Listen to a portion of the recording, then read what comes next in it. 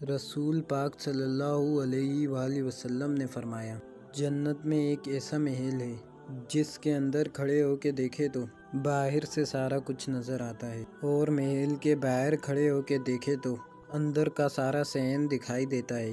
حضور توجہ دلاتے تھے تو صحابہ میں شوق پیدا ہوتا تھا، یا رسول اللہ کس کو ملے گا؟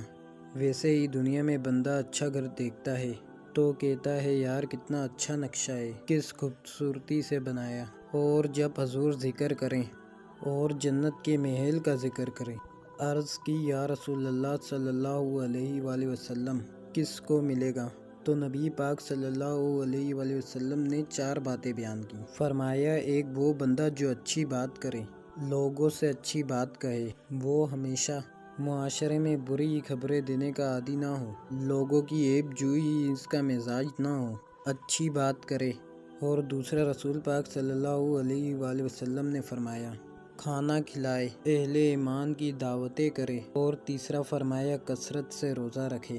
اور چوتھا فرمایا، جب لوگ نیند کے مزے لے رہے ہوں نا تو یہ اٹھ کر اپنے رب کی عبادت کرے۔ تو جب لوگ خواب خرگوش میں ہو، نیند کے مزے لے رہے ہو، تو رب کے بندے اٹھ کے اپنے رب کو یاد کریں۔ یہ 4 چیزیں جن لوگوں میں پائی جائے، حضور فرماتے ہیں انہیں وہ عالیشان محل ملے گا جس کی تعریفیں گویا خود رسول کریم نے بیان فرمایا۔